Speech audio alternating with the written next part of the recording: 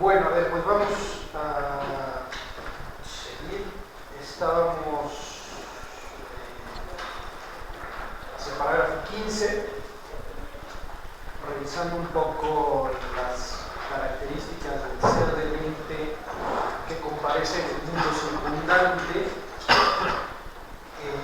Llegábamos ahí a la conclusión de que el ente se presenta al Dasein en su vida cotidiana como algo puesto para la ocupación del mundo circundante, es decir, que se daba no meramente como un ente así, neutro, escéptico, lo que sea, no meramente como un objeto. Por eso está contrastando a la objetividad propia de la ciencia moderna y de sus parámetros de representación, y también está confrontando a una cierta metafísica en donde el ente parece no estar demasiado relacionado con nada concreto, sino que en nuestra vida cotidiana el ente siempre se nos da ya como algo dispuesto para un determinado uso, es decir, como pragmata,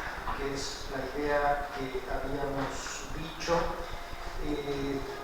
retomando un poco el modelo específicamente griego de las cosas como algo para algo. Y en ese sentido, un útil siempre está también en una serie de relaciones con otros útiles y en relación con otros útiles. Cuando hablábamos de eso, llegábamos entonces a la importancia de la categoría del mundo como ese entorno donde los entes aparecían ya en esta relación y con esta significatividad los unos con los otros.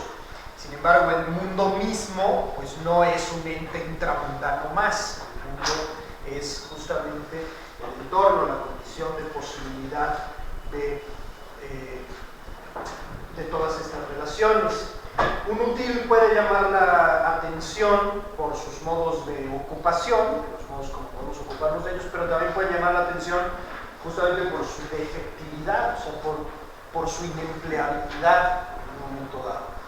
Es decir, hay modos de ser del ente en donde el útil llama la atención precisamente porque no sirve para lo que esperábamos que sirviera. Dicho de otra manera, entre menos tengamos nosotros que reparar en el útil como útil, es porque está funcionando como él, porque el propósito fundamental de nuestra relación ocupada con las cosas es poder hacer algo a partir de ello, no tener que estarnos ocupando del ente mismo. Si nos tenemos que estar ocupando del ente mismo es porque algo no está sirviendo bien, o algo no está sirviendo bien. Heidegger aquí llama la atención a tres modos defectivos o defectuosos de este trato ocupado con los útiles. Uno es justo la inempleabilidad, no lo puedo emplear para lo que quisiera. El otro es la apremiosidad y el tercero es la rebeldía. Así se traduce la idea.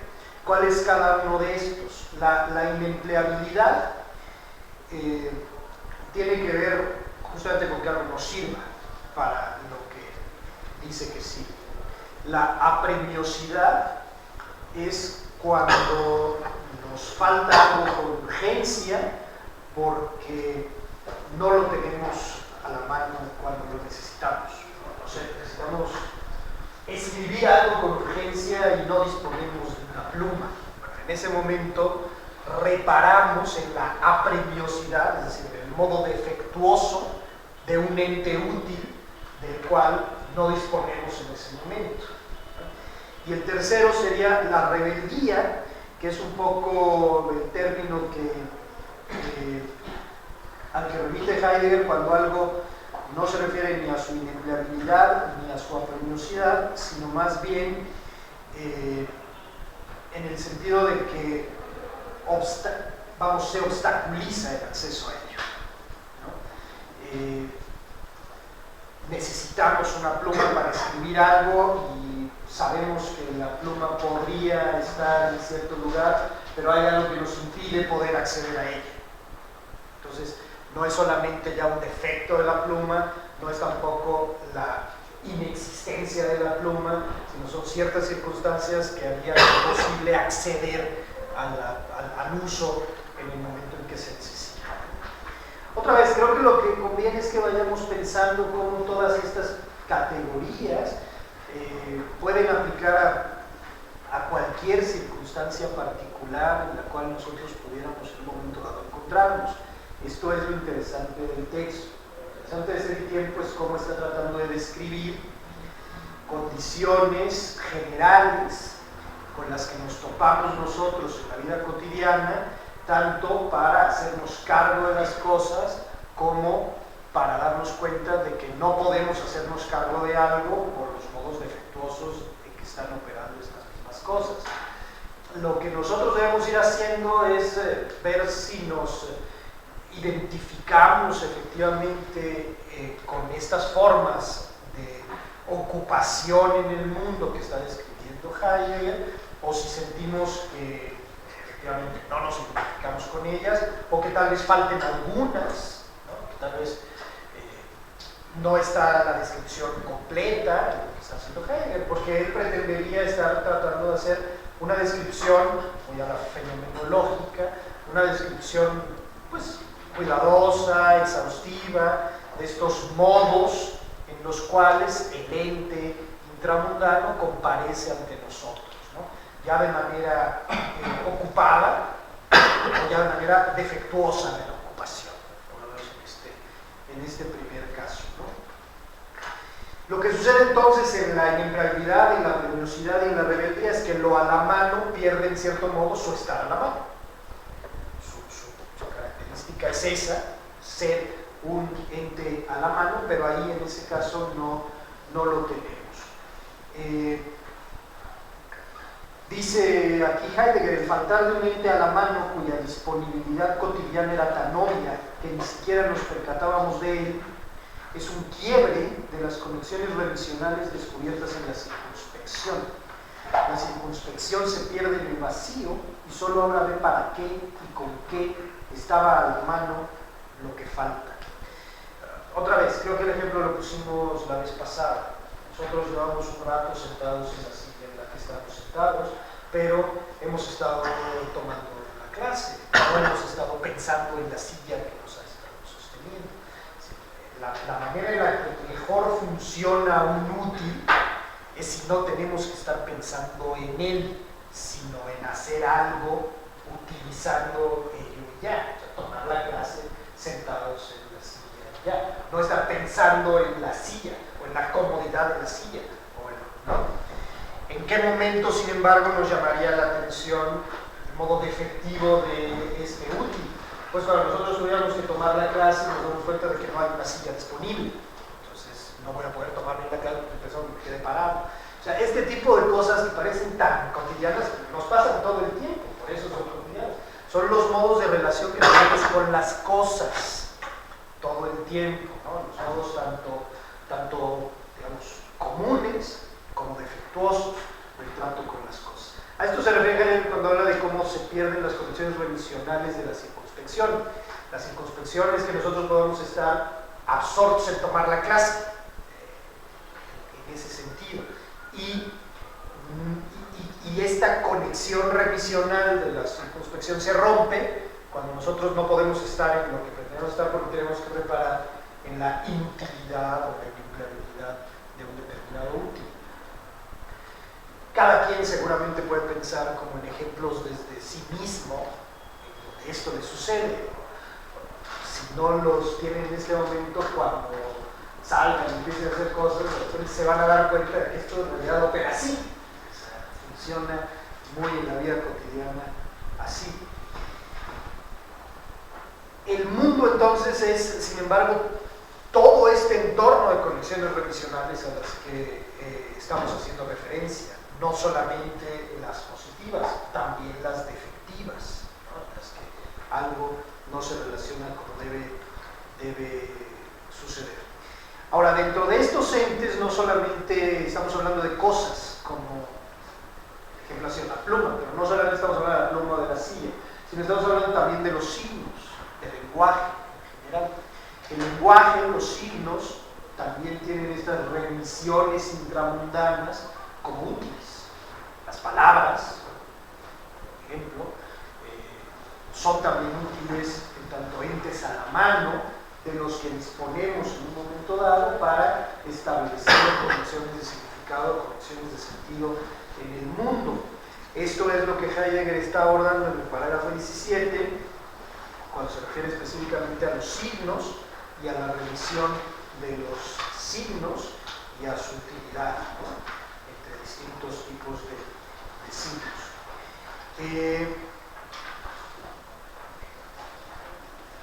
A ver, me brinco un poco esa parte para no confundir. Es un poco una distinción sobre el lenguaje. Solamente me voy hasta el final de ese parágrafo 17 y dice: la presente interpretación del signo no tiene otra función que la de ofrecer el apoyo fenoménico para la caracterización de la remisión. La relación entre signo y remisión es triple. 1. El señalar como posible concreción del para qué de una utilidad está fundado en la estructura pragmática en general, en el para algo, remisión. 2. El señalar del signo pertenece como carácter pragmático de un ente a la mano a una totalidad de útiles, a un contexto remisional. 3. El signo no solo está a la mano con otros útiles, sino que en su estar a la mano el mundo circundante se hace cada vez explícitamente accesible a la circunspección. El signo, esto lo subraya el mismo Heidegger, el signo está ónticamente a la mano y en cuanto es este determinado útil, desempeña a la vez la función de algo que manifiesta la estructura ontológica de estar a la mano de la totalidad revisional y de la mundanidad. Es decir, los signos y las cosas, así decirlo, comparten una misma estructura ontológica, que es la estructura ontológica de lo que está ahí a la mano en términos de la revisión a un mundo de posibilidades de significación. Lo que va a tratar de hacer después es justamente aclarar esa categoría, la categoría de mundo y sus límites y sus horizontes. Dice Heidegger que el mundo es lo que está ya previamente descubierto en todo lo que comparece, aunque no lo está de forma temática. Entonces Heidegger siempre hace esta distinción, lo temático y lo atemático, ¿no? Es otra como de sus estructuras filosóficas con las cuales procesa la teoría. Heidegger siempre tiene como estos dos niveles, el nivel explícito y el implícito, el evidente y el latente, por decirlo de esta forma. Y en este caso está diciendo, el mundo es algo en lo que nosotros nos encontramos ya siempre, pero no necesariamente podemos hacer explícito qué es ese mundo. Todo lo que estamos haciendo tiene que ver con el mundo, pero no podemos hacer explícito necesariamente qué es ese mundo. El mundo, dice, es aquello desde lo cual lo a la mano está a la mano. Y luego dice que el ser de lo a la mano tenga la estructura de la remisión, significa, tiene en sí mismo el carácter del estar remitido. El carácter del ser de lo a la mano es la condición respectiva. Y un poco más abajo. Como ente, él tiene siempre una condición respectiva. Es que con él pasa que queda vuelto en condición respectiva hacia, es la determinación ontológica del ser de este ente y no un enunciado óntico acerca del ente mismo. El término hacia el cual apunta esta respectividad es el para qué de la utilidad, el qué de la empleabilidad. Más abajo, cuál sea la condición respectiva de un ente a la mano, se determina siempre desde la totalidad respeccional. Es decir, está empezando a hablar de un entorno mucho más amplio de revisiones,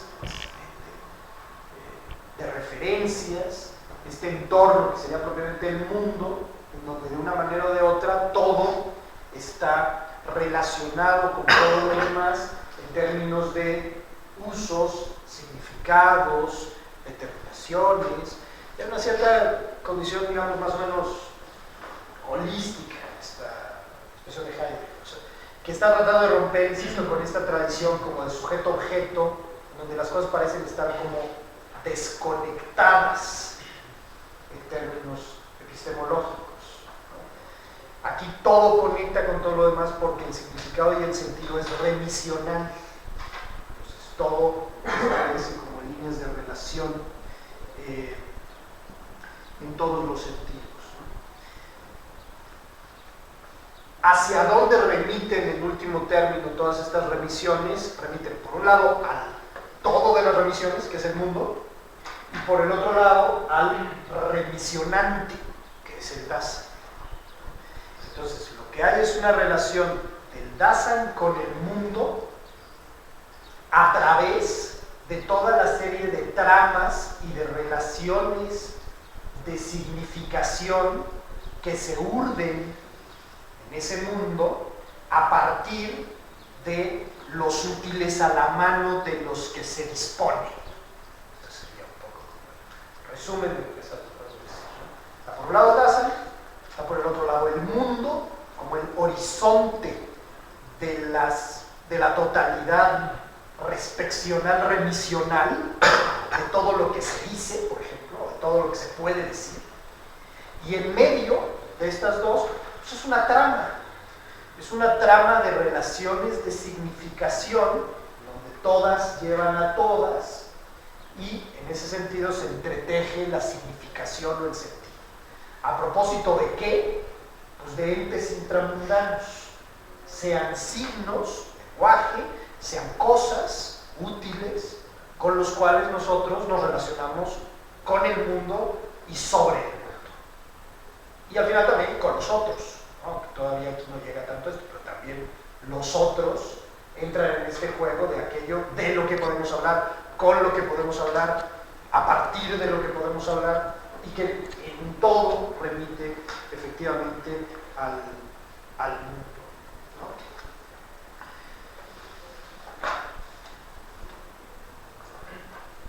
Hacia la página 113 subraya efectivamente esto que les acabo de decir, diciendo: el en qué del comprender que se autorremite, entendido como aquello con vistas a lo cual se deja comparecer a los entes que tienen el modo de ser de la condición respectiva, es el fenómeno del mundo. Y la estructura de aquello a lo que el Dasein se remite es lo que constituye la mundaneidad del mundo. O sea, el Dasein sin mundo no es nada.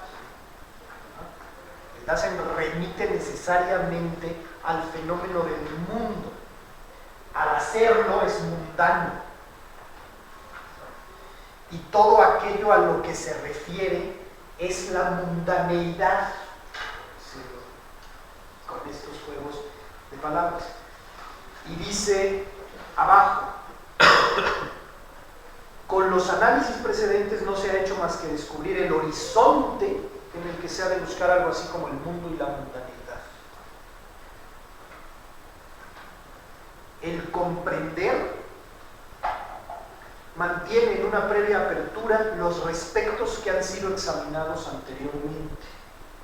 O sea, ¿qué es lo que se puede decir que ya comprendo? Lo que se puede decir que ya comprendo es aquella parte del mundo sobre la que de hecho ya he establecido una conexión remisional significativa. ¿Qué es lo que no comprendo? Pues aquello sobre lo que no he reparado explícitamente en términos de revisiones significativas. Dice: manteniéndose de un modo familiar en ellos, estos respectos ya examinados, manteniéndose de un modo familiar en ellos, se los presenta a sí mismo como aquello en lo que su remitirse se mueve. El comprender se deja remitir en y por esos respectos. El carácter respeccional de estos respectos del remitir, nosotros lo comprendemos como significar. En la familiaridad con estos respectos, el Dasein significa para sí mismo, se da a entender originariamente su ser y poder ser en relación con su estar en el mundo. El por mor de significa un para algo, un para esto, etc. Estos respectos están enlazados entre sí con una totalidad originaria. A lo mejor esto aclara un poco más. Al todo respeccional de este significar lo llamamos significatividad. Es el entorno de la significatividad.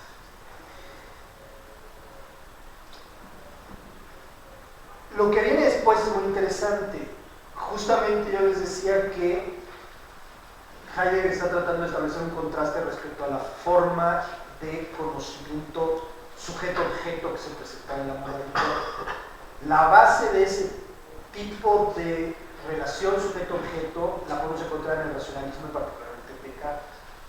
Entonces, lo que viene inmediatamente después en Ser y Tiempo es una confrontación entre su análisis de la mundaneidad del mundo y la interpretación del mundo que tenía Descartes, justamente para establecer este contraste con esa otra parte de la tradición. A ver, yo les preguntaría, ¿cómo, a diferencia de esto que está presentando Heidegger, de decirnos que el mundo es una totalidad de significaciones que se interconectan entre sí, yo les preguntaría, ¿cómo veía Descartes el mundo? ¿Qué era para Descartes el mundo? ¿Era lo mismo que para Heidegger o era otra cosa? Si era otra cosa, ¿qué otra cosa? Pues en principio estaba la consigna de separarse de la impresión sensible. El ejercicio del escepticismo metódico para poder alcanzar cierta forma de conocimiento del mundo no manchado por la impresión sensible. O sea que lo que le permite establecer a Descartes una relación con el mundo es, por un lado, la sensibilidad, la otredad como extensión. Entonces, lo que acaba haciendo Descartes es justamente disociar el pensamiento, es decir, la significatividad de lo extenso. Lo que termina haciendo Descartes es afirmar que de lo que nunca se puede tener conocimiento cierto, por lo menos, es del mundo externo en tanto extenso, y que solamente podemos tener conocimiento cierto de las propias representaciones que tenga el entendimiento sobre sí y desde sí, ¿no? La res cogitans es en donde puede residir la certeza. La res extensa es la antítesis de la res cogitans, pero ahí no podemos tener certeza. Solamente podemos tener como duda, solamente podemos tener sospecha, porque los sentidos no son una fuente fiable de conocimiento, etc. Incluso en las meditaciones justamente es el proceso de purificación de las impresiones de la razón, de esta purificación de las impresiones sensibles. Se trata de desligar las impresiones sensibles de cualquier... Exacto. O sea, por eso es este señor que llega a su casa, ¿no? Pone su chimenea, ¿no? Y dice, ahorita aquí sentadito, ¿no? Me olvido del mundo, ¿no? Me olvido del mundo, lo pongo entre paréntesis, ya le hago de cierto modo epogé a todo lo que creo que es así, y voy a tratar de dudar de todo eso y como consecuencia ver si puedo llegar a algo de lo que pueda tener certeza independientemente de la percepción sensible, ¿no? El hábito, lo que sea, ¿no? Fíjense, dice Heidegger aquí, Descartes, al final de la página de 115, Descartes ve la determinación fundamental del mundo en la extensión.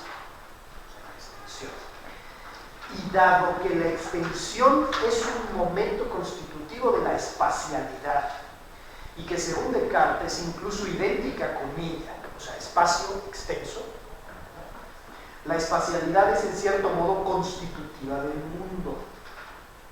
La discusión de la ontología cartesiana del mundo nos depara al mismo tiempo un punto de apoyo negativo para la explicación positiva de la espacialidad del mundo circundante y del placer mismo. En relación con la ontología de Descartes, vamos a tratar 3 puntos. 1. La determinación del mundo como res extensa, en el parágrafo 19, los fundamentos de esta determinación ontológica, en el parágrafo 20, y la discusión hermenéutica de la ontología cartesiana del mundo en el 21. Las consideraciones siguientes solo alcanzarán su plena fundamentación por medio de la destrucción fenomenológica del cogito sum. Pasamos rápido, pero ahí está justamente lo que les acabo de decir. Es un modelo de mundo el heideggeriano que va a contrapelo de la tradición racionalista del mundo, de la tradición, por lo tanto, científica moderna, que entiende la comprensión como un proceso racional de representación de lo extenso. Entonces, de lo que va justamente es en contra de eso. El parágrafo 19 es la determinación del mundo como es extenso. A ver si esto nos ayuda un poco. Cuando Descartes está pensando en sustancia extensa, lo que hace es una representación del espacio, una representación de la sustancia extensa. No se complique demasiado. Es el plano cartesiano de la geometría analítica. O sea, cuando Descartes quiere pensar en el espacio, no voltea a ver el espacio vivido, digamos, sino que abstrae el espacio vivido y piensa objetos cualesquiera, ¿no? Rectángulos, cuadrados, paralelas, perpendiculares, paralelepípedos, o sea, lo que quieran, pero en un plano cartesiano que es un espacio virtual en donde puedo representarme la extensión en el pensamiento. No se está ocupando de esto cuadrado, se está ocupando del cuadrado y le pone una hipotética largo, ancho, etc. hipotético, y lo proyecta en un espacio hipotético, un espacio virtual. Es el espacio del plano cartesiano. Acuérdense por ahí de geometría analítica, ¿no? Te pone una ecuación cualquiera, esto es lo curioso, te pone una ecuación cualquiera que remite en realidad a nada, más que una representación de cualesquiera cosa. X es igual a tanto, Y es igual a tanto, ¿no? Este cuadrito es el positivo, ¿no? Este cuadrito, ¿no? Es el negativo, entonces pues ya con eso vas ubicando. Entonces puedes trazar una figura. La cuestión aquí sería, ¿qué es lo que se trazó? ¿Qué de lo que hay aquí es lo que se trazó?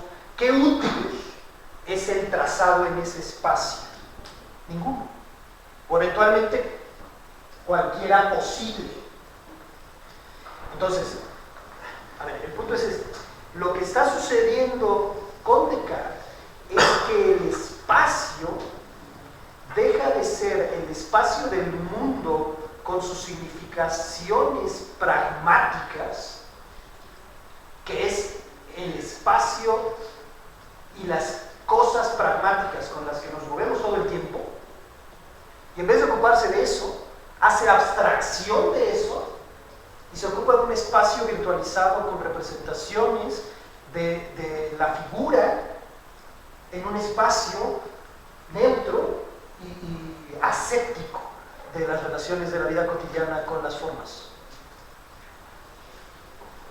Lo que estaría diciendo entonces en ese sentido Heidegger es que la representación que hace Descartes es una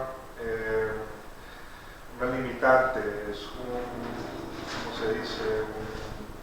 Un abstraer, pero que anula, digamos, las posibilidades del mundo como tal. Es que es una limitante para comprender al Dasein tal y como el Dasein se da en su vida cotidiana. Es una limitante para comprender al Dasein como un existente. Una clausura. Es un método adecuado para comprender al ser humano como un sujeto de representaciones mentales, pero no para tratar de comprender al ser humano como un existente situado en un horizonte de revisiones significativo-pragmáticas. Ese es en realidad el conflicto. A ver, tan es así el conflicto que ahí está Descartes, ¿no? Con su pienso, entonces soy, tal. Oiga, señor Descartes, ¿y el otro? Pues quién sabe. Pues, quién sabe, ¿no? Del otro no sé nada, ¿no?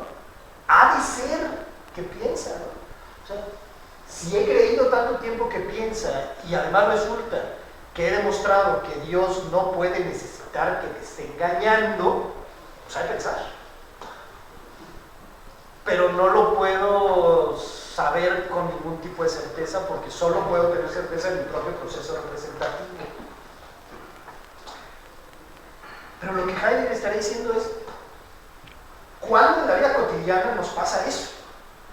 O sea, en la vida cotidiana no funcionamos así. En la vida cotidiana no vamos con una duda, no partimos de este escepticismo respecto a las posiciones del otro. No. Es más, si nosotros podemos poner un cuadrado en un espacio virtual, un cuadrado cualquiera en un espacio virtual, es porque previamente tenemos una precomprensión de lo cuadrado en objetos de uso cotidiano. No tenemos a lo modelo ideal platónico, no es que tengamos nosotros innato o reminiscente o algo así, el cuadrado ideal, ¿no? Y que nosotros lo estamos reconociendo en las cosas del mundo. Es al revés. Tenemos un trato con cuadrados en libros cuadrados, en teléfonos cuadrados, en carpetas cuadradas. Y entonces nosotros podemos hacer la abstracción del cuadrado una vez que ponemos entre paréntesis la actitud natural. Pero el modo de acceso usual es otro. Descartes lo invierte. Lo invierte con una finalidad de dar certeza al individuo a partir de su proceso representativo. Dice, hacia el final, dice, en efecto, la extensión a lo largo, ancho y profundo constituye el ser propiamente dicho de la sustancia corpórea que llamamos mundo. La extensión debe atribuirse primariamente a la cosa corpórea. Determinaciones tales como la dureza, el peso y el color pueden quitarse de la materia sin que ésta deje de ser lo que es. Y cierra aquí. Lo que constituye por consiguiente el ser de la res corpórea es la extensión.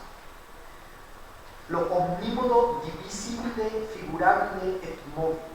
Lo que se puede alterar en cualquier modo de divisibilidad, configuración y movimiento. Lo capax, mutación, lo que se mantiene, remane, en todas estas mutaciones. Aquello que en la cosa corpórea satisface la exigencia de esa constante permanencia es lo propiamente ente en ella, de tal manera que por ese medio queda caracterizada la sustancialidad de esta sustancia. En el 20 nos dirá los fundamentos de la determinación ontológica del mundo. Va a ser un poco la revisión de por qué llega esto a Descartes. Entonces va a ir un poco a la Edad Media primero, estará revisando un poco Aristóteles y la escolástica para ver por qué sucede esto. Solo me detengo en esta parte. Dice: la producción respecto de lo que está ahí, o bien la no necesidad de producción, constituyen el horizonte dentro del cual el ser es comprendido. La producción respecto de lo que está ahí. Quédense con esto. La producción de lo que está ahí es el horizonte del ser comprendido. Es enteramente representación. Todo ente que no es Dios es ens creatum. Entre estos dos entes hay una diferencia infinita de ser. Y sin embargo, consideramos tanto a lo creado como al creador como entes. Empleamos pues el término ser con tal amplitud que su sentido abarca una diferencia infinita. Y así podemos con cierto derecho llamar sustancia también al ente creado. Es cierto que si se lo considera en relación a Dios, el ente creado está necesitado de producción y conservación, pero dentro de la región del ente creado, del mundo, en el sentido del ens creatum, hay entes que en relación a la producción y conservación creadas, por ejemplo a la del hombre, no están necesitados de otros entes. Tales sustancias son dos: la res cogitans y la res extensa.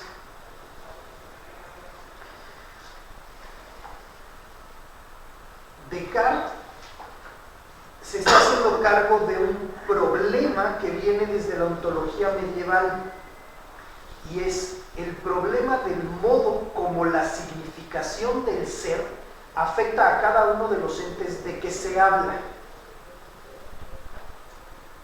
En los enunciados Dios es y el mundo es, afirmamos el ser, pero la palabra es no puede decirse de ambos entes en el mismo sentido, o sea, con univocidad, puesto que entre ambos hay una diferencia infinita justamente respecto del ser. Si la significación del es fuese unívoca, o bien lo creado sería pensado como increado, o bien lo increado se rebajaría a la condición de creado. Por otra parte, ser no es un simple homónimo, porque en ambos casos se comprende el ser. La escolástica concibe el sentido positivo de la significación del término ser como una significación análoga, a diferencia de la unívoca y de la simple identidad del nombre. La clave está en dos términos: univocidad y analogía. Y lo que está diciendo es que en los medievales ser es un concepto análogo, no un concepto unívoco. Si fuera un concepto unívoco, ser se aplicaría igual a cualquier cosa en donde se aplicara. Y entonces por eso decimos esto es una pluma, pero también decimos Dios es el Padre de todos nosotros. Si decimos estas dos cosas, ¿no? Pues en ambos casos utilizamos el término es, pero si fuera unívoco ese uso, ¿cómo puede estar operando igual el ser pluma que el ser Dios? No tendría sentido, porque no son lo mismo, no son iguales. Entonces, ¿cómo les podríamos aplicar el mismo ser a los dos? Por eso, los medievales transitan de la univocidad del ser a el ser se dice de muchas maneras, es decir, el ser como análogo. La analogía, cosa que después de hecho les gusta mucho, la analogía es algo en donde se predica de algo en parte igual y en parte diferente. Eso es una analogía. Hay algo entre dos analogados que es igual, pero hay algo que es diferente. Entonces, cuando yo digo esto es pluma y Dios es nuestro Padre, hay algo que se aplica igual y hay algo que se aplica diferente. Los dos son, en el sentido es igual, pero no son lo mismo. El ser en ellos no es igual, es diferente. Por eso el ser opera en los medievales como el analogado principal. Esto por escuelas. Pero porque justamente el ser es lo que sucede en todo, en eso es igual. En todo lo que sucede se da el ser, en eso es igual. Pero será diferente. Porque no son la misma cosa, porque son dos cosas y porque cada uno tiene sus propiedades y sus características, etc. Entonces, dice, siguiendo a Aristóteles, en el cual, como en los inicios de la ontología griega en general, el problema encuentra su primer esbozo, se han distinguido diferentes formas de analogía y de acuerdo con ellas se diversifican también las escuelas según la manera de comprender la función significativa del ser. En cuanto a la profundización ontológica del problema, Descartes queda muy a la saga de la escolástica. Más aún, elude la cuestión. Al eludir este problema, Descartes deja sin examinar el sentido del ser involucrado en la idea de sustancialidad y el carácter de universalidad de esta significación. Es cierto que ni la ontología medieval ni la antigua cuestionaron lo que significa el ser mismo, y por ello no es de extrañar que una pregunta como la que interroga por el modo de significar el ser no haga ningún progreso en tanto se la pretenda discutir en base a un sentido no aclarado del ser que se expresa por la significación, y el sentido ha quedado sin aclarar porque se lo ha considerado como cosa obvia. Llegamos al 21. Discusión hermenéutica de la ontología cartesiana del mundo. Y aquí viene efectivamente la crítica de Heidegger al Kant ya de manera explícita. Dice, el ente que Descartes intenta en principio comprender ontológicamente por medio del extensio es tal que no puede ser descubierto si no se pasa a través de un ente intramundano inmediatamente a la mano. Es lo que les decía. No puedo llegar a conocer la extensión salvo si previamente he tenido una experiencia cotidiana de cosas extensas y de espacio en la vida cotidiana. Descartes, a ver, dice, pero aunque esto sea verdadero y por oscura que quede la caracterización ontológica de aquel particular ente intramundano y que es la naturaleza, vale decir la idea de sustancialidad y el sentido del existit y ad existendum incluidos en su definición. Dice, Descartes no solo ofrece posiblemente una determinación ontológica errada del mundo, sino que su interpretación y los fundamentos de ella conducían a pasar por alto tanto el fenómeno del mundo como el ser del ente intramundano inmediatamente a la mano. Ahí está el resumen. Descartes no solo ofrece posiblemente una determinación ontológica errada del mundo, sino que su interpretación y los fundamentos de ella conducían a pasar por alto tanto el fenómeno del mundo como el ser del ente intramundano inmediatamente a la mano. ¿Qué modo del ser del Dasein se establece como el modo apropiado de acceso al ente con cuyo ser, entendido como extensio, Descartes equipara el ser del mundo? La única y auténtica vía de acceso a este ente es el conocimiento, la intelección, especialmente en el sentido del conocimiento físico-matemático. ¿Claro? O sea, con la determinación ontológica errada del mundo que tiene Descartes, solamente es posible acceder a ella desde la intelección en un modo físico-matemático. No en el modo usual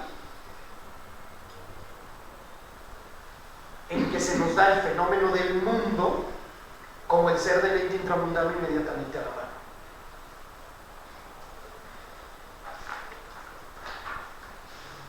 Dice: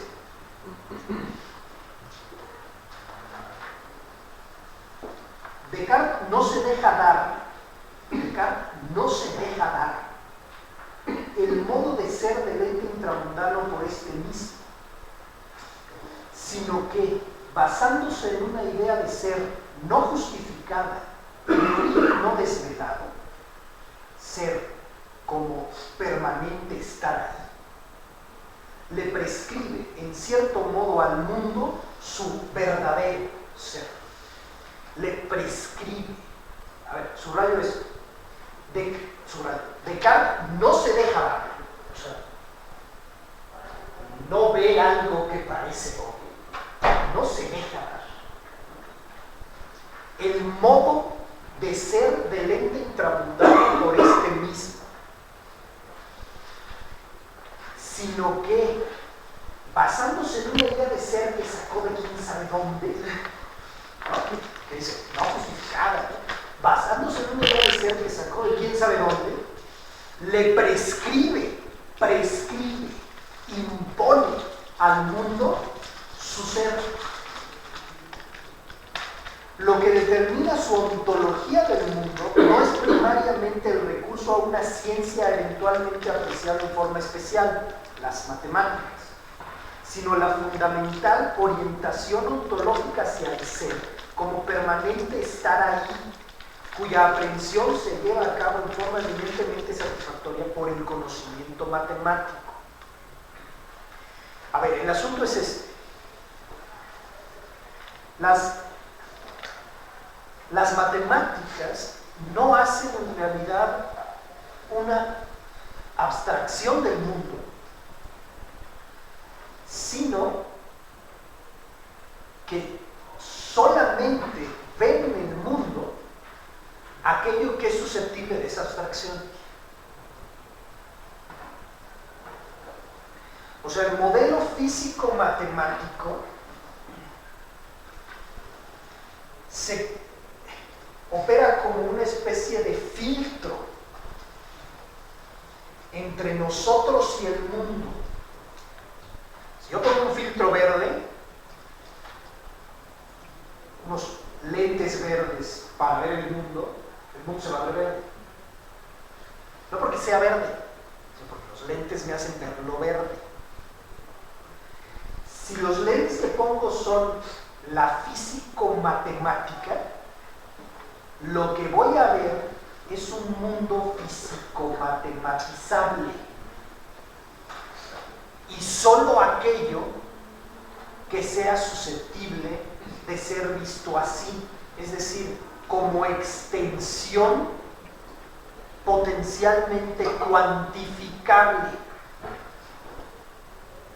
Lo que no pueda verse de esa manera simplemente queda en el punto ciego del modelo y se convierte en algo impensable.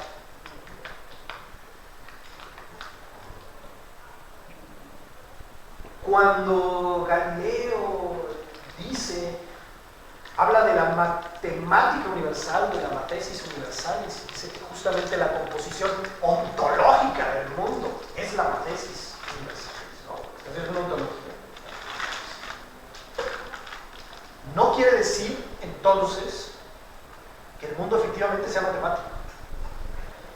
Quiere decir que si nosotros lo asumimos como matemático, nosotros podremos hacer en él cosas que no podríamos hacer si no lo viéramos así. Por lo tanto, lo que está detrás del modelo matemático del mundo, y esto lo analizará Heidegger después a propósito de Nietzsche, lo que hay detrás del modelo matemático del mundo, que se lo representa de manera abstracta, tal, es voluntad.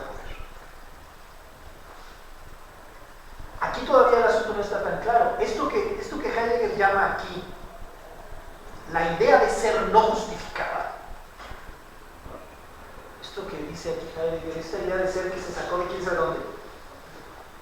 Después va a ser mucho más claro en Heidegger cuando analice a Nietzsche y diga es que esa ontología es una ontología de voluntad de poder. Lo que interesa no es comprender el ser, es apropiarse de él. Y la manera de apropiarse de él es neutralizarlo en su vivencia intramundana y convertirlo en una representación homogénea, cuantificable, aséptica.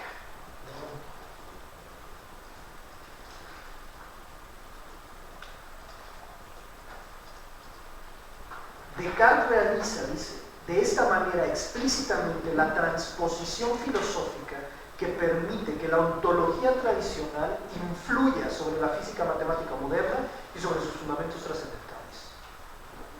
Descartes no tiene necesidad de plantear el problema de la vía de acceso adecuada al ente intramundano.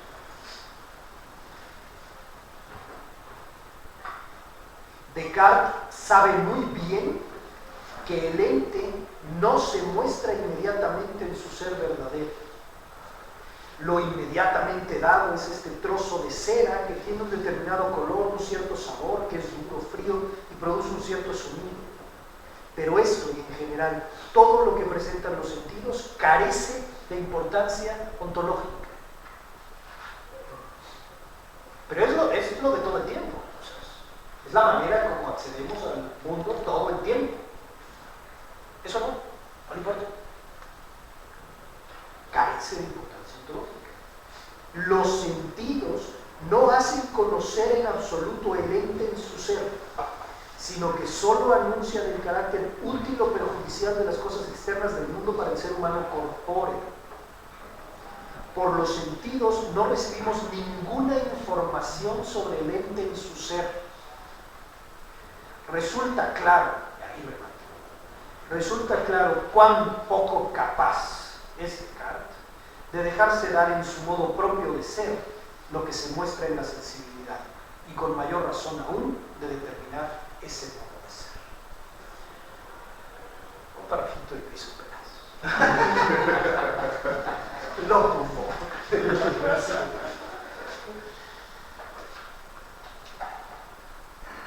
Fíjense cómo lo explica después. La dureza es concebida como resistencia. O sea, la dureza es concebida como resistencia.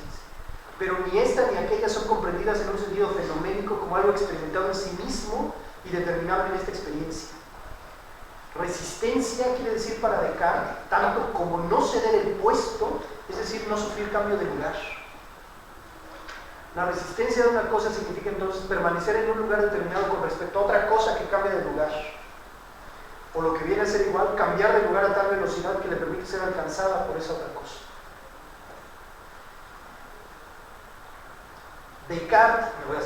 Descartes interpreta entonces el ser del Dasein, cuya constitución fundamental es el estar en el mundo, de la misma manera que el ser de la res extensa, esto es, como sustancia. Pues abajo. El análisis cartesiano del mundo posibilita así la edificación segura de la estructura de lo inmediatamente a la mano. Solo necesita de la complementación fácil de realizar que de la cosa natural hace una plena cosa usual.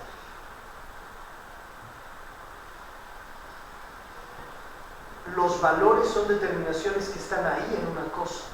Los valores tienen en definitiva su origen teológico únicamente en la previa posición de la realidad de la cosa como el estrato fundamental. La previa posición de la realidad de la cosa. Mientras estas determinaciones, las usuales, en donde las cosas se nos dan como dureza, no como resistencia, mientras estas determinaciones queden en la oscuridad, la reconstrucción de la cosa de uso a partir de la cosa natural es una empresa ontológicamente dudosa. hemos indicado ya, en el siglo XVI, hemos indicado ya en el parágrafo 14 que el pasar por alto el mundo y el ente que primero comparece no es algo casual, ni un error fácilmente reparable, sino que se funde en un esencial modo de ser del Dasein mismo. Ahí está diciendo algo curioso. Lo que está diciendo es que el modo de proceder de Descartes no es simplemente una coincidencia, no es simplemente un error, sino que el modo de operar de Descartes responde a un modo esencial de ser del Dasein. ¿Cuál será ese? En términos generales, no tengo cuidado.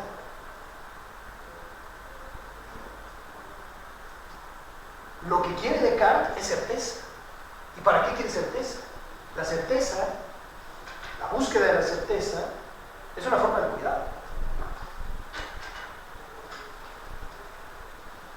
No quiero la certeza simplemente por la certeza. Quiero la certeza por lo que eso me representa en términos existenciales. Descartes nunca hace explícito esto. O sea, dice que lo que le interesa es la reforma de la ciencia, lo que le interesa es un método para tener certeza, salir del escepticismo y tal. Pero ¿para qué queremos eso? Entonces, Heidegger insiste que la motivación es una motivación existencial. Y esa motivación existencial reside en una determinación esencial de todo Dasein, que como dijimos la vez pasada es cuidarnos a nosotros mismos. Si detrás de todo este modo representativo moderno y de la ciencia moderna hay voluntad de poder, es porque la voluntad de poder es una forma de cuidado. O sea, no queremos poder simplemente por poder, queremos poder porque ello va en frecuencia con nuestra esencial capacidad de cuidarnos.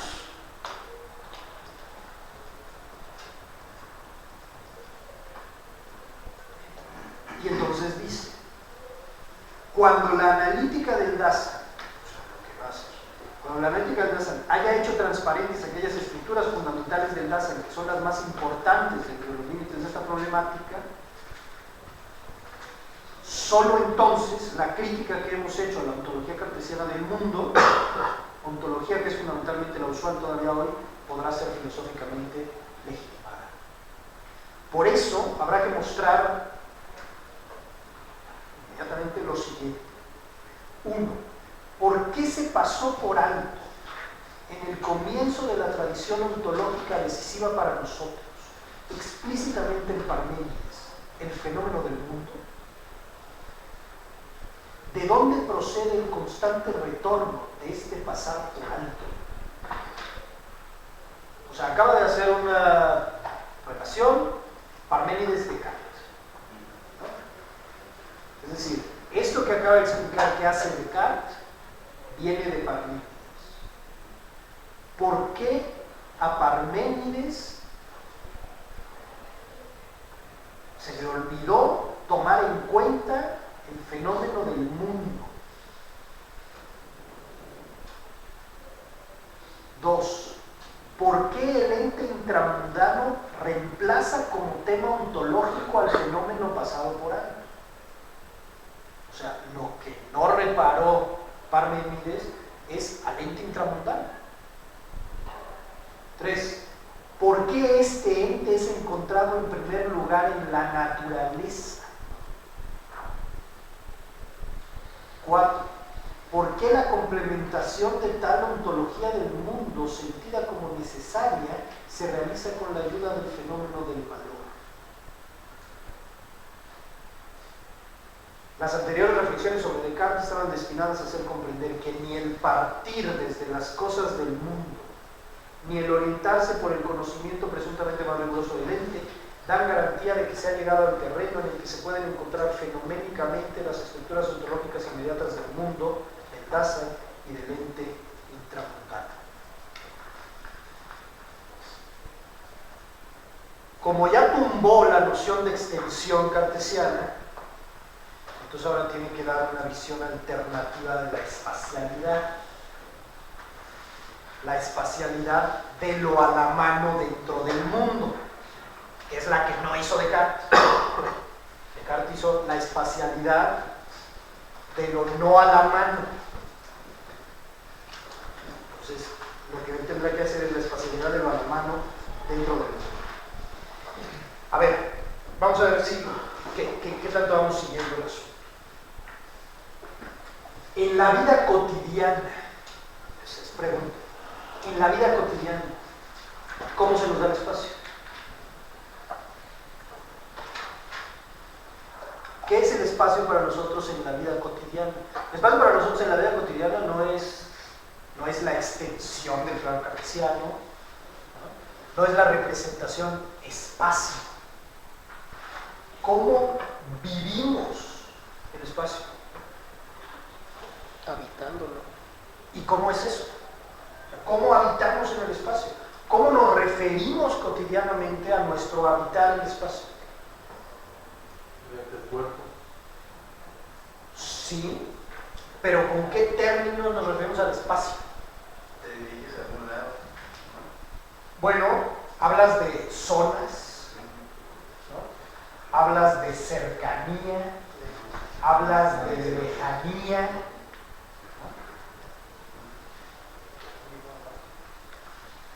Claro, hablas de referencias a partir de ti.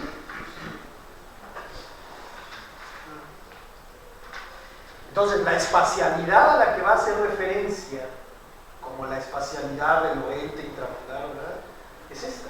Porque además, cercanía, por ejemplo, el concepto de cercanía, es cercanía de algo en relación a mí. Yo, en el momento en que quiero la pluma,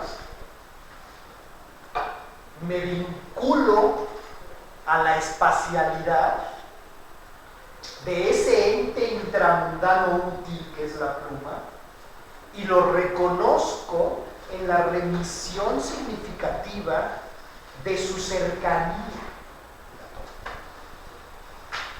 O reconozco la lejanía de la puerta, pero en mí la cercanía en sí no tiene sentido, es en mí, es para mí.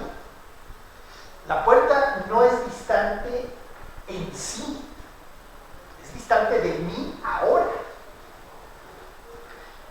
Lo que hay es una cuestión de espacio en relación de vivencias con los entes en torno a los cuales administro ese espacio. No un espacio en sí, en donde las cosas estén situadas independientemente de mí. Yo puedo decir que esta mesa mide 50 centímetros, pero eso en realidad no me dice nada. En la vida cotidiana no me dice nada. Me dice algo si lo que quiero es hacer una representación de la mesa para transitar. Pero yo más bien puedo decir que a mí la mesa me parece de un tamaño mediano. Si yo fuera una hormiga, parecería muy grande.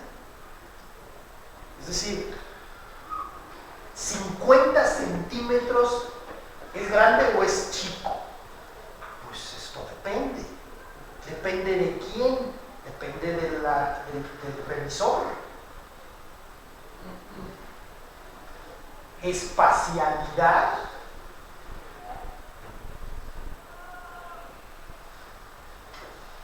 tiene que ver con relación intramundana, con los útiles que comparecen y con la relación que puedo tener con ellos.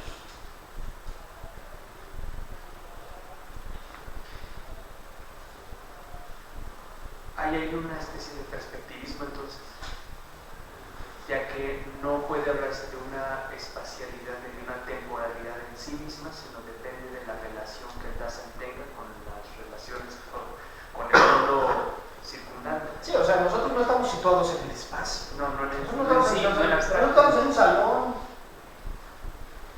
Se puede pensar en El salón está en la universidad está en Santa Fe es la ciudad. O sea, esta es la manera en la que nosotros establecemos remisiones de significado espacial todo el tiempo.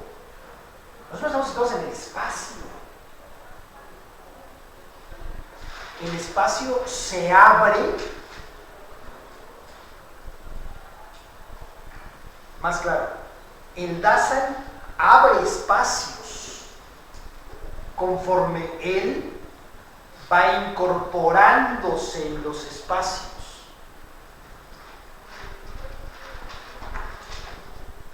Es una manera diferente de plantear este problema del idealismo perceptivo berkeleyano, ¿no? Berkeley diría en un momento dado que solo es real lo que estoy percibiendo y que tendríamos muchos problemas si tratáramos nosotros de demostrar la existencia de algo al margen de nuestra percepción. Por ejemplo, el salón de al lado. ¿Cómo demostramos la existencia del salón de al lado? Lo hacemos perceptivo, salimos y lo vemos. Pero eso me dice que se volvió real en el momento que lo estoy percibiendo. No se sigue que haya sido real cuando no lo estaba percibiendo. Claro, ahí es un problema epistemológico. En términos existenciales, ¿cómo opera? Es que el salón de al lado se abre espacialmente conmigo. Cuando entra en relación de espacio con ello. No hay tal cosa como el espacio todo el tiempo en donde las cosas estén situadas. ¿Dónde? ¿Cuál es el lugar del lugar? Pues no, es el lugar de algo. Y ese algo exige relación con el Dasein.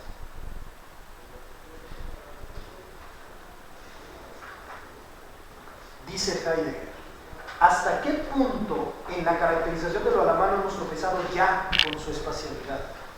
Estoy en la 58. Hemos hablado de lo inmediatamente a la mano. No se trata tan solo del ente que comparece antes que otro, sino también del ente que está en la cercanía. Lo a la mano del trato cotidiano tiene el carácter de la cercanía. El ente a la mano tiene cada vez una cercanía variable que no se determina midiendo distancias. Esta cercanía se regula por el manejo y el uso en un cálculo circunspectivo. O sea, la cercanía no se refiere a distancia, sino al nivel de circunspección con el que nos ocupamos de él. Y a ver, acabo la frase y les pongo el ejemplo. La circunspección del ocuparse determina lo que en esta forma es cercano, considerando también la dirección en la que el útil es accesible en cada momento. Ustedes pueden tener espacialmente algo muy cerca y sin embargo eso puede ser muy distante. Otra vez, ustedes han estado sentados en la silla mucho tiempo, pero ustedes no han estado en su cercanía. De hecho, porque ustedes han estado en un trato ocupado con algo más. Lo que ha estado en su cercanía puede ser algo muy lejano. Pónganse hasta románticos. Pónganse hasta románticos, es como operaría, ¿no? Es decir, cuando alguien está en el pensamiento, aunque esté muy lejos, está cerca. Alguien se murió hace 30 años, pero de repente pienso en esa persona. Comparece en la cercanía, aunque no se aparezca en la cercanía.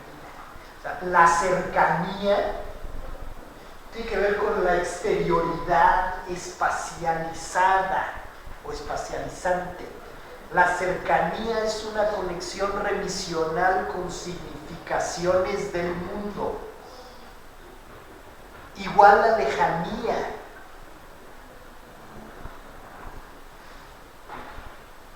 Son dos niveles diferentes.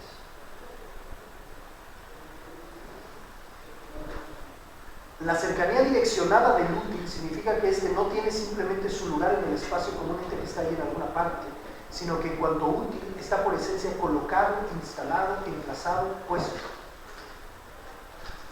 Como lugar propio de este particular útil para, cada lugar propio se determina desde un conjunto de lugares propios recíprocamente orientados en el complejo de útiles a la mano en el mundo circundante. Salón en la universidad, en Santa Fe, en la ciudad. Es decir, las cosas no simplemente están ahí en alguna parte, sino que están en su lugar propio según una totalidad revisional. Solo así es que puede estar algo fuera de lugar. Vamos, si ustedes se dan cuenta, en sí mismas, las cosas nunca están en su lugar o fuera de lugar. Pues, ¿cómo? Están en un lugar, pero fuera de lugar, en el lugar adecuado. Eso remite a lo que yo creo que es el lugar adecuado. Es decir, si se encuentran en la zona en la que la remisión de ese estado es adecuada o no. Si yo llego al cuarto de mi hijo, llego al cuarto de mi hijo, Satotia, o sea, efectivamente es Satotia, solo le dice que ponga las cosas en su lugar. O sea, él me podría contestar efectivamente que las cosas están en su lugar. Por supuesto, o sea, las cosas están en su lugar. No podrían no estar en su lugar. Ahora, por supuesto, lo que yo le estoy pidiendo no es eso, sino que las sitúe en otro lugar. Porque hay una conexión de revisiones del lugar que no es el que se espera. Pero el desorden no es ontológico. El desorden es existencial.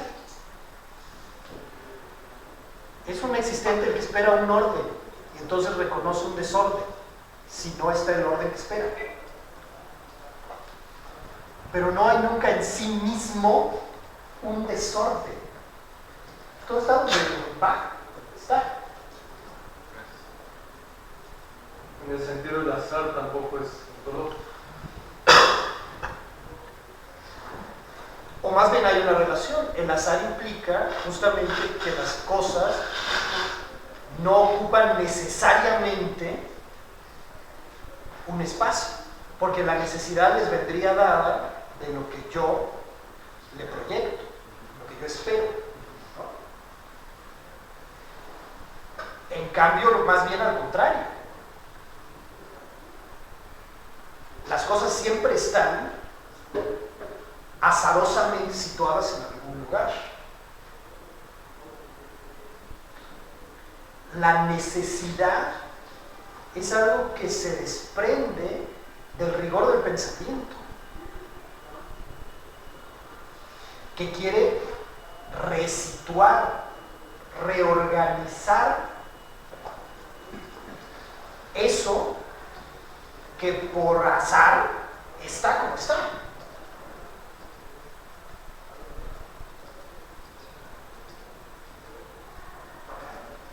A ver, no sé, está claro eso. Vamos a que se piense que la necesidad está determinando la necesidad.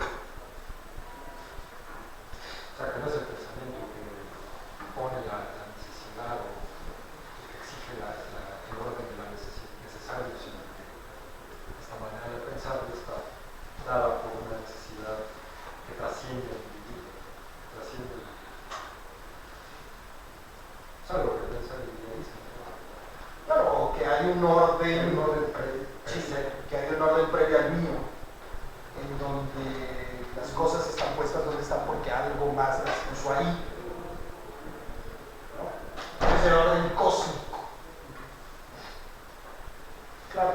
sea, si puedo organizar el pensamiento de una manera ordenada, es porque de algún modo hay algo ordenado, ordenando.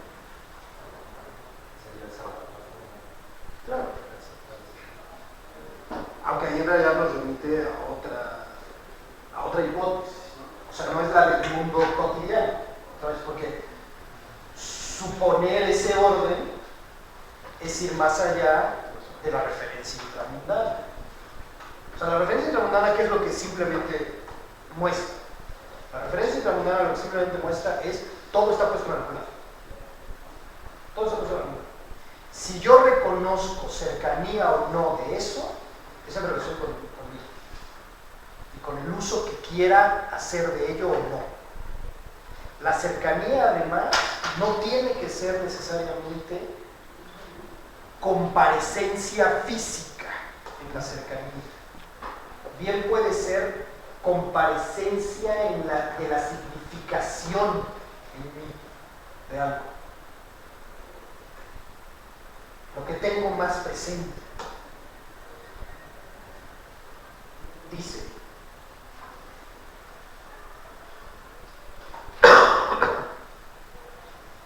el lugar propio es siempre el preciso ahí o aquí al que un útil pertenece en propiedad. Es curiosísimo. El lugar propio es siempre el preciso ahí o aquí al que un útil pertenece en propiedad.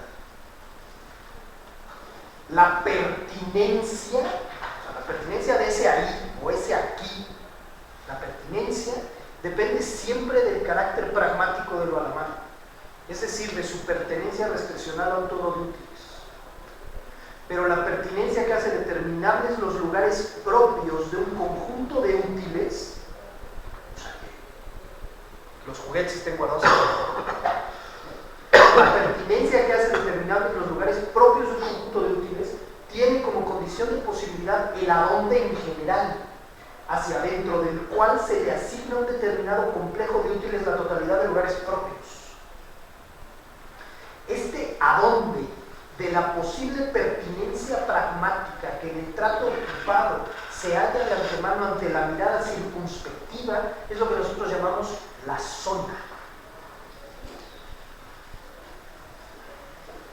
Esta orientación zonal de la multiplicidad de lugares propios de lo a la mano constituye lo circundante, el salón, el entorno a nosotros del ente que comparece inmediatamente en el mundo circundante. O sea, el espacio siempre remite desde aquí y un aquí cotidiano siempre situado en un donde no genérico. Dice Heidegger, el arriba es lo que está en el cielo raso, el abajo lo que está en el suelo, el atrás lo junto a la puerta. Todos los donde son descubiertos a través de los pasos y caminos del quehacer cotidiano e interpretados circunspectivamente. Jamás son establecidos y catalogados en una consideración mensurante del espacio. Los lugares propios les son asignados a los entes a la mano en la circunspección del ocuparse o son descubiertos como tales. Más abajo. La ocupación del Dasein, a quien en su ser le va este mismo ser, descubre previamente las zonas con las cuales él tiene cada vez una relación decisiva. El estar previamente a la mano de toda zona posee, en un sentido más originario que el ser de lo a la mano, el carácter de lo familiar que no llama la atención. Solo se hace visible en sí mismo cuando en un descubrimiento circunspectivo de lo a la mano nos sorprenden los modos deficientes del ocuparse. Cuando no se encuentra algo en su lugar propio, la zona se vuelve con frecuencia por primera vez explícitamente accesible en cuanto tal. Vamos, lo habitual es que la posición de las cosas no llame la atención, salvo cuando hay un modo deficiente del ocuparse, es decir, cuando algo está fuera de lugar, según la zona en la que esperaríamos que estuviera.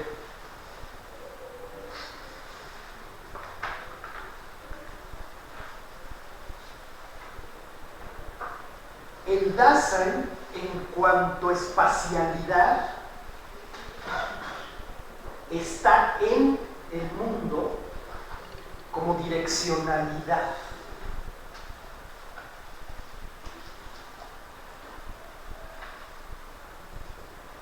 Desalejar es el término que utiliza aquí el traductor, por lo menos, para referirse también al acercamiento. Dice, el Dasein es esencialmente desalejador. Por ser el ente que es, hace que el ente comparezca viniendo a la cercanía. La desalejación descubre el estar lejos.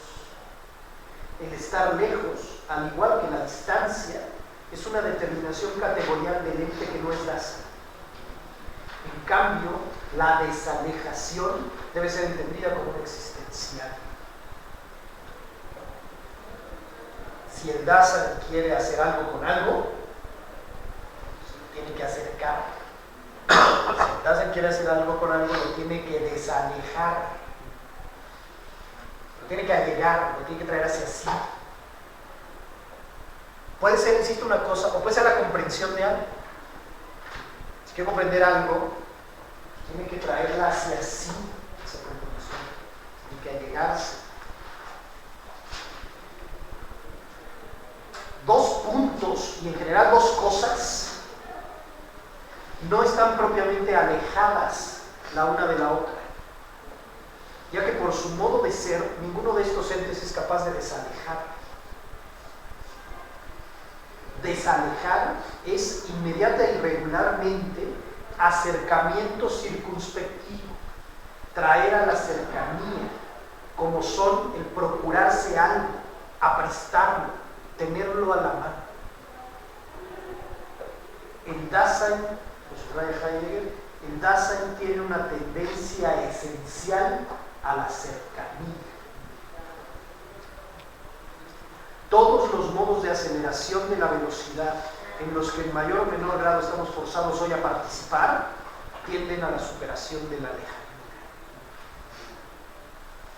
Que si el chat, que si el Facebook, que si el coche, que si, ¿no?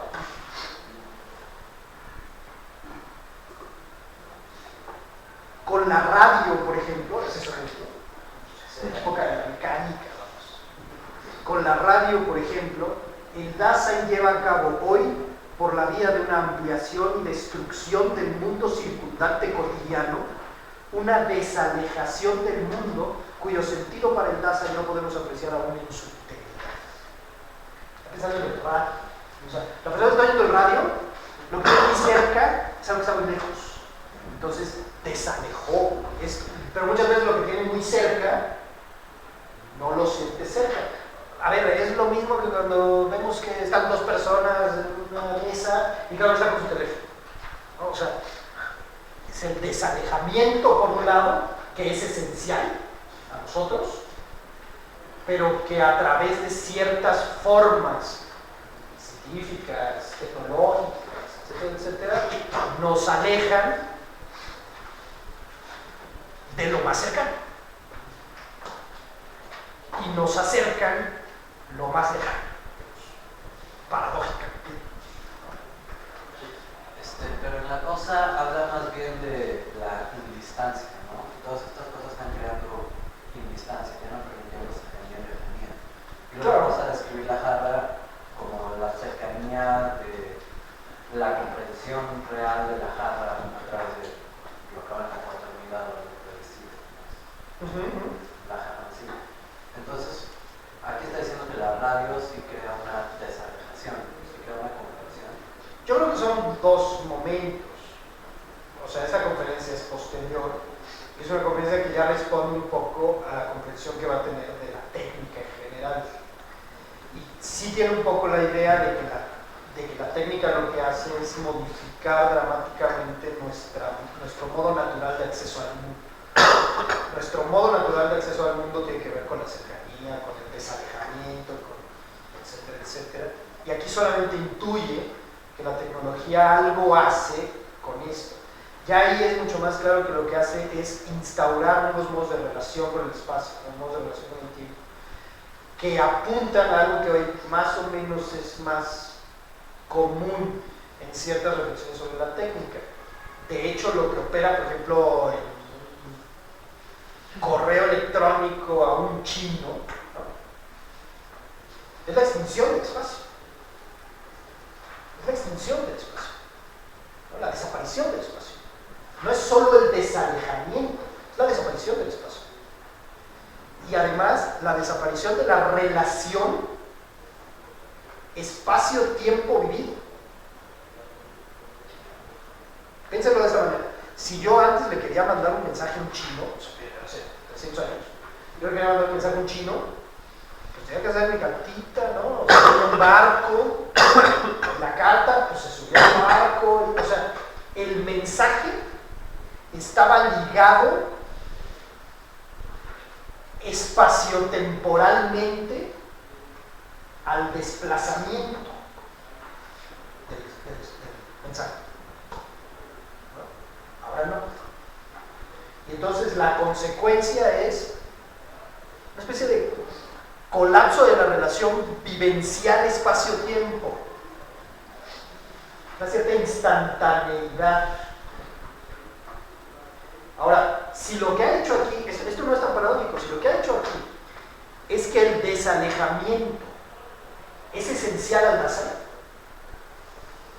y ha dicho antes que el cuidado es esencial al nacer, si nosotros juntamos cuidado y desalejamiento como esencias del Dasein,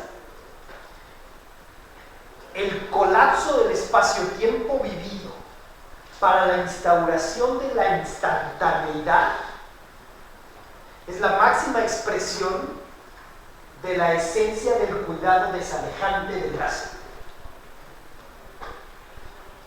a pesar de sus consecuencias perniciosas, digamos.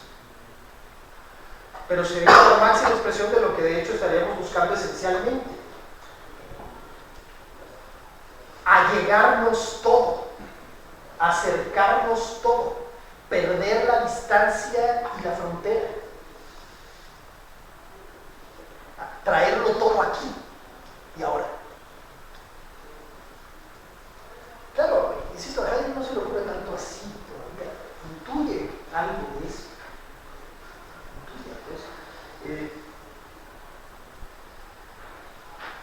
Cuando McLuhan, por ejemplo, revisa comprender a los medios de comunicación como extensiones del hombre, me parece que aquí puede haber cierto complemento. McLuhan efectivamente dice que el automóvil es una extensión de las piernas, o sea, funciona de esa manera, que la televisión es una extensión de la vista, que la radio es una extensión del oído. Lo que se trata es de poder oír lo que ya no había podido oír, de caminar como ya no había podido caminar, con la velocidad que ya no había podido caminar. Entonces, si empezamos a juntar esto, hay una cierta relación entre existencialidad, ¿no?, existencia, cuerpo como existente, ¿no?, y tendencia al desalejamiento o a la instantaneidad.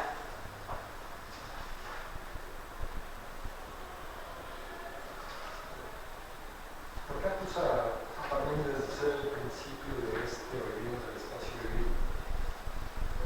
Si en el proemio, como narra Parménides, es el viaje de su desplazamiento, de sus experiencias existenciales, a lo mejor desde nuestro punto de vista míticas, pero no desde el suyo, de una cercanía y una proximidad.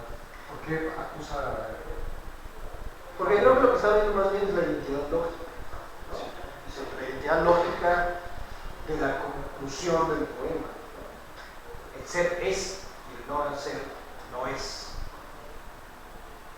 O sea, ahí lo que se muestra es algo estático,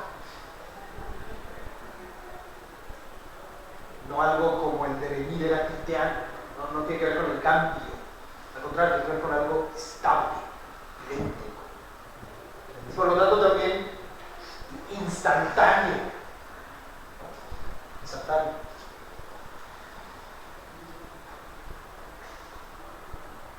Dice, para que vayas a dice,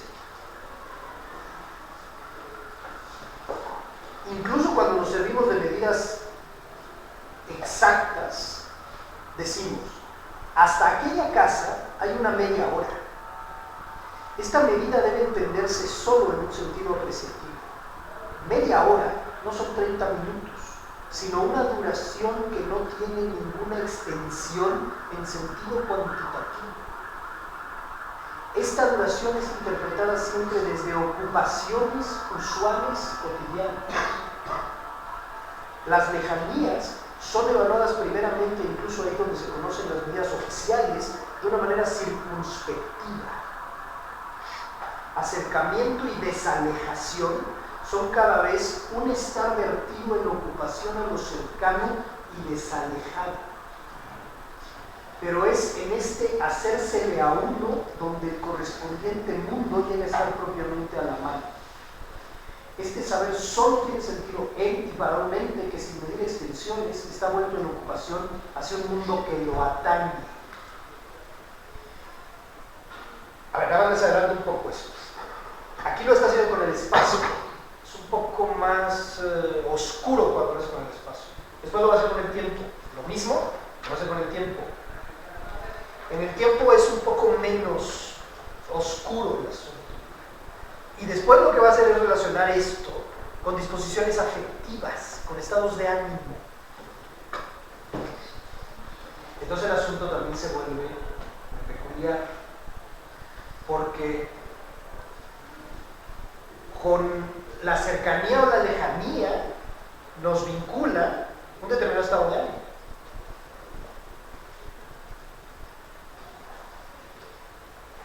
Con el tiempo y la vivencia del tiempo cotidianamente nos vincula a un estado de ánimo. Nosotros podemos decir, la clase dura 2 horas, perfecto, todos entendimos. Pero esas 2 horas pueden pasar largas o pueden pasar rápido. La vivencia de las 2 horas no es homogeneizable. La vivencia de las 2 horas depende del estado de ánimo del intérprete de las 2 horas. Si estaba aburrido, si estaba contento, si está pensando otra cosa. Puede estar en la clase, en la cercanía, y de hecho estar muy lejos de la clase. Puede pasar lista y decir, vine a la clase, pero de hecho no está aquí. Está en otro lado. Todo esto es la manera en la que esto se va articulando. Claro, la cuestión de los estados de ánimo no solamente operará para esto, sino después operará para la época. O sea, el asunto se vuelve más general. La época tiene un cierto estado de ánimo con el que le va el mundo. Y no es lo mismo el estado de ánimo de un griego clásico que nosotros, o de un moderno. El estado de ánimo condiciona el modo como se relaciona con el mundo. Pienso, o bueno, tengo un comentario, pero no sé si sea al caso, que realmente además del análisis existencial de lo que significa la preocupación por las cosas, de acercarse, en realidad también está tocando un principio epistemológico, ¿no? Que, o sea, recuerdo que finalmente conocer algo es tener un objeto, ¿no? Y tener un objeto es como, pues está proyectado frente al sujeto, pero al mismo tiempo el sujeto busca apropiarse, ¿no? Acercarse, o sea, hay un juego de distancia para poder conocer lo que sea, incluso conocerme a mí objetivamente significa tomar cierta distancia frente a mi persona, ¿no? Entonces me da la impresión de que la función de la distancia del acercamiento también va siendo como un fundamento más adelante, ¿no? Para el hecho de conocer el ser, conocer el ente, ampliado por el hecho de preocuparse también por los... Sí, yo creo que sí. O sea, creo que está muy bien así. Vamos, en el mismo Hegel, pensemos en la fenomenología al principio y cómo empieza el proceso de conocimiento. El proceso de conocimiento empieza con esto aquí y ahora. O sea, al contrario de lo que habría planteado Descartes en un momento dado, ¿no?, de la abstracción. Hegel dice que no, que el conocimiento empieza con esto aquí y ahora, con esta necesaria relación dialéctica con lo que no soy yo, pero que comparece ante mí en el mundo. Ya después puedo hacer la abstracción, pero no empiezo en la abstracción, empiezo en lo que tengo enfrente, la certeza sensible, ¿no? Y de esa certeza la reconozco como lo otro, después reconozco que soy yo el que está reconociendo lo otro, ¿no? Y de ahí voy montando todo eso. Pero el conocimiento empieza en la cercanía de la otredad, o en la otredad cercana, y de ahí se va abriendo. No al revés, no empiezas con el gran modelo de la representación del mundo como matesis universalis y luego tratas de regresar. Es justamente la inversa. Pero yo creo que efectivamente está el asunto de cómo el conocimiento pasa por la exteriorización como reconocimiento.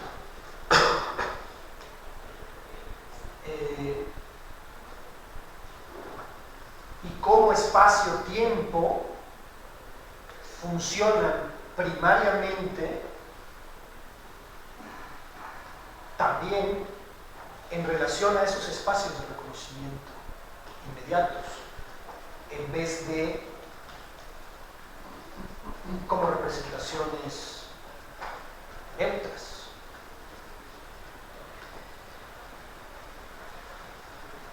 Yo creo que algo que no se revisa mucho es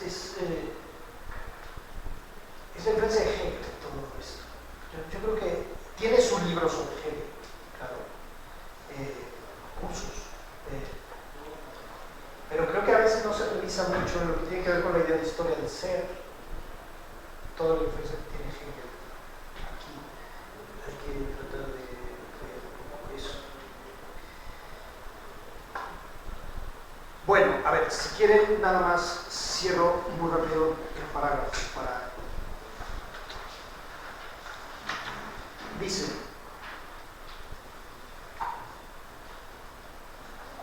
la orientación primaria o exclusiva hacia la medición de las distancias como modo de evaluar la lejanía de las cosas encubre la espacialidad originaria del estar en. Lo presuntamente más cercano no es en absoluto lo que está a la menor distancia de nosotros. Lo más cercano es lo que se halla a mediano alcance, medianamente lejos de nuestras manos y de nuestra vista. El ver y oír son sentidos para lo lejano, no en virtud de su mayor alcance, sino porque el Dasein está preponderantemente en ellos en cuanto desalejante. Para que usa lentes, por ejemplo, tan cercanos desde el punto de vista de la distancia que los tiene en su nariz. Este útil está más lejos en su mundo circundante que el cuadro en la pared de frente. Tan poco cercano es que muchas veces por lo pronto nos resulta imposible encontrarlos. El útil para ver y el útil para oír, como es por ejemplo el auricular del teléfono, tienen el carácter ya señalado de la no llamatividad de lo inmediatamente a la mano. Esto también vale por ejemplo en la calle, el útil para tocar. Entonces uno camina, la va tocando a cada paso. Ella parece lo más cercano y real de todo lo a la mano. En cierto modo se desliza bajo una parte de nuestro cuerpo, bajo las plantas de los pies.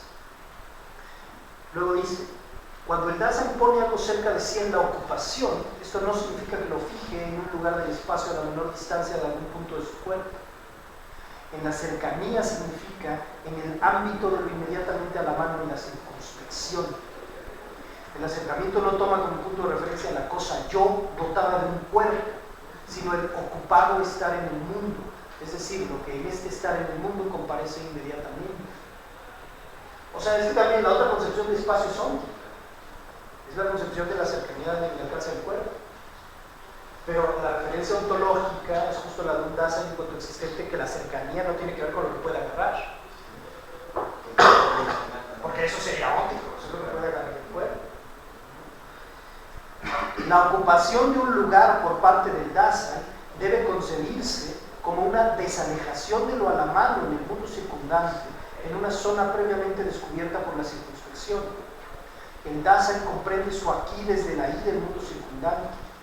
El aquí no mienta el dónde de algo que estuviera ahí, sino el en medio de qué, de un desalejante estar en medio de, y junto con él la desalejación misma. En virtud de su peculiar espacialidad, el Dasein no está jamás primeramente aquí, sino más bien ahí, y desde ese ahí viene a su aquí. Y esto ocurre una vez más, tan solo interpretando su ocupado estar vuelto hacia, desde lo que está ahí a la mano. El Dasein no puede deambular él mismo por el ámbito de sus desalejaciones, solo puede variarlas.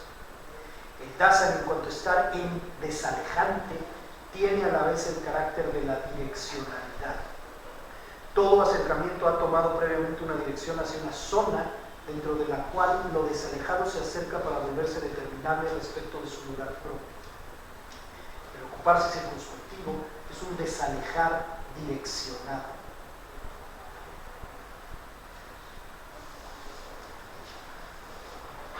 Cuando Kant, que es el asunto de las intuiciones, cuando Kant se ocupaba de esto, no estaba viendo esta estructura. Y dice, como Kant no ve esta estructura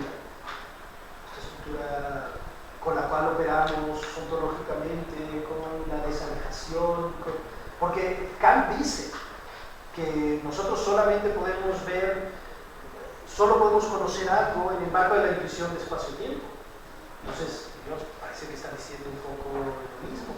Pero, dice Heidegger, como Kant no ve esta estructura del mundo cotidiano, desconoce también el contexto cabal que hace posible la orientación. La orientación hacia la derecha y la izquierda se funda en la esencial direccionalidad del Dasein en general, y esta por su parte está esencialmente codeterminada por el estar en el mundo. Ciertamente lo que a Kant le interesa no es la interpretación temática de orientarse. Él quiere mostrar solamente que toda orientación está necesitada de un principio subjetivo. Subjetivo quiere decir a priori. Sin embargo, el a priori del orientarse hacia la derecha y la izquierda se funda en ese a priori subjetivo, que es el estar en el mundo, que no tiene nada que ver con una determinación del Dasein que lo limita de antemano a ser un sujeto